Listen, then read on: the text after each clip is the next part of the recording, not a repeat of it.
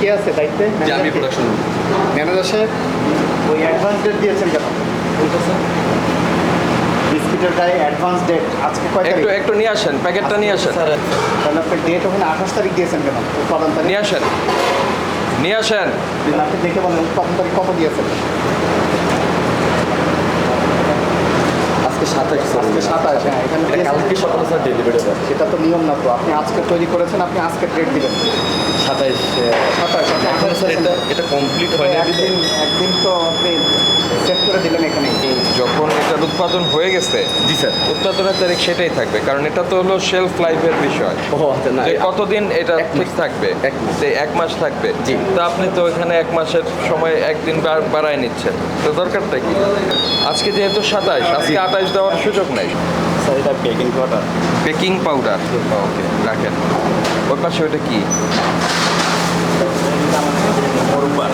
মোরব্বা। Potassium carbonate দিলেন। এখানে কোথাও লিখছেন আপনি ইনগ্রেডিয়েন্টসে ময়দা, ইস্ট, ডিম, চিনি, তোয়েল, লবণ, মার্জারিন, দুধ, প্রিজারভেটিভ ছাড়া। জি, আমাদের প্রিজারভেটিভ তা ওই জিনিসটাতে দিচ্ছেন, সেটা তো কোথাও আপনি ডিক্লেয়ার দেন নাই। টোটাল কী আইটেম তৈরি করেন আপনারা এখানে? স্যার এখানে স্যার আমাদের যত প্রোডাক্টগুলো সেটা কীরকম নাম বলেন তো একটা? বিস্কিট, ব্রেড, হচ্ছে স্পঞ্জ কেক, এটার পরে স্যার আমরা কেক অনেক করেন, কেক ডেকোরেশনে এটা একটু ওজন দেন তো। জি এখানে দিব স্যার। দেন। ওটাই আসবে না ঠিক মতো। আমার বিস্কিট হচ্ছে 250 গ্রাম এর ওজন, ওজন বক্সটা হচ্ছে সেটা 250 গ্রাম। বোতলে রেখেছেন কেন? স্যার এখানে 5 লিটার। এটা কি আসলে হ্যান্ড ওয়াশ না কোনো ফ্লেভার? না স্যার এটা ফ্লেভার না স্যার, এটা স্যার কোনো এটা ডিশ ওয়াশ, মানে আপনার তাহলে ডিশ ওয়াশ ডিশের মধ্যে রাখবেন কেন? আমি বলি এটা তো আপনার এইটা হচ্ছে কি খাবারের তৈরির প্রতিষ্ঠান, তাই না? তো আপনি যদি এইরকম একটা কনফিউজিং মোড়কের মধ্যে বা বোতলের মধ্যে যদি এটা রাখেন, অন্য আরেকটার দেওয়া যদি রাখেন, কেউ ভুলে হয়তো এটা মিশিয়ে ফেললো, তখন কোথায় যাবেন? এটা তো সয়া সস বলা আছে। না এটা এগুলো বোতল নিয়ে আসো, বোতল কোনটা 5 লিটার 5 লিটার একদম শোনেন, আমি বলি ওই যে ওখানে লিখে রাখছেন না কর্নফ্লাওয়ার, এটার উপরেও লিখে রাখতে হবে যে ফ্লোর ক্লিনার। বুঝছি স্যার, এটার মধ্যে লেখা আছে ডিশ ওয়াশ। আপনি সয়া সসের ওইটা খুলে ফেলে ফ্লোর ক্লিনার লিখে রাখেন। ঠিক আছে। এই যে দেখছেন শেলফ লাইফকে বাড়াচ্ছে আপনার। এই যে স্যার আপনার এটা ব্যবহার নিষিদ্ধ না, কিন্তু আপনি ওখানে তো বলছেন প্রিজারভেটিভ ফ্রি কথাটা বলেছেন ওখানে। জি স্যার। আবার এটা তো প্রিজারভেটিভের কাজ করে, তাহলে তো আপনার কন্ট্রাস্ট হয়ে গেল না দুইটাই? স্যার এটা আসলে আমরা যেখান থেকে আনছি স্যার এটা প্রিজারভেটিভ। আরে ভাই, আপনার যেখান থেকে এনেছেন এখানে, এই জন্যই তো আমি প্যাকেটটা চেয়েছি আপনার কাছে। এই দেখেন, দেখেন এখানে তো আপনি বলছেই যে এটা মানে শেলফ লাইফটা একটু বাড়াচ্ছে। হ্যাঁ, তার মানে কি? এটাই তো প্রিজারভেটিভ। এটা স্যার এখানে আপনার নাম দিতে হবে, এখানে আপনার ওই মাদার যে ইয়েটা আছে জি। বোতল, ওটার মেয়াদ বসাতে হবে। জি। নাহলে আমি এটা কী করে এটা ইয়ে করবো, যে এটা কোন ব্যাচের থেকে নিয়েছেন? বুঝছি স্যার। এটা তো মেয়াদ ছাড়াও হতে পারে, মেয়াদ শেষ হয়ে গেছে।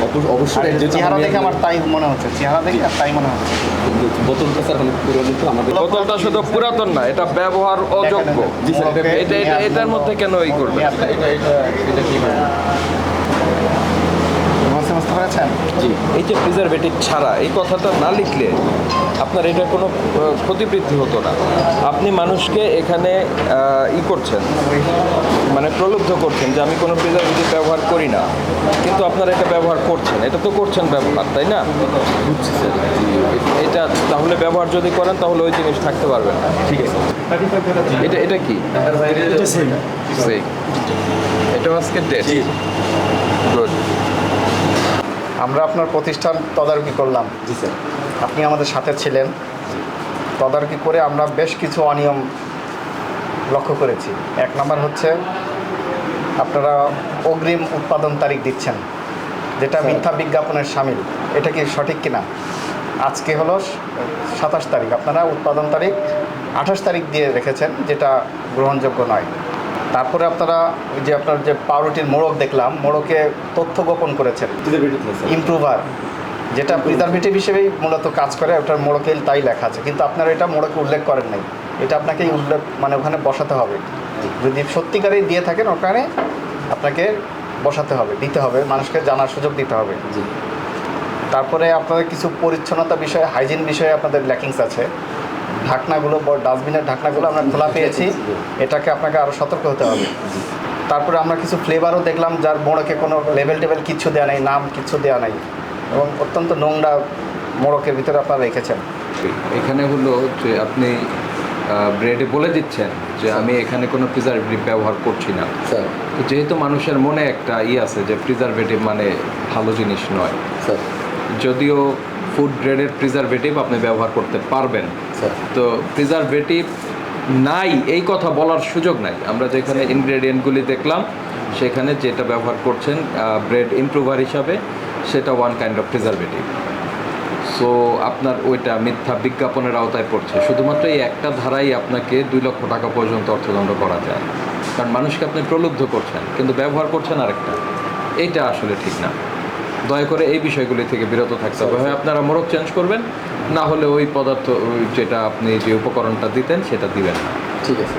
আর বিষয় হচ্ছে যে আমরা আপনার এই প্রতিষ্ঠানের অন্য যে ব্যবস্থাপনা যেগুলি আপনারা করছেন, প্র্যাকটিস করছেন, সেটি অসন্তোষজনক আমরা বলবো না, তবে এখানে আরেকটু ইমপ্রুভমেন্ট দরকার আছে। আপনি বলেছেন যে খালি হাতে আপনার ওয়ার্কাররা কোনো কিছু স্পর্শ করবে না, কিন্তু আমরা আসার পরে অনেককে গ্লোভস ব্যবহার করতে দেখেছি। তারপরে যারা একদম র হ্যান্ডে যে কাজগুলি করছে তাদের হাইজেনও আপনার এটা করতে হবে, জি স্যার।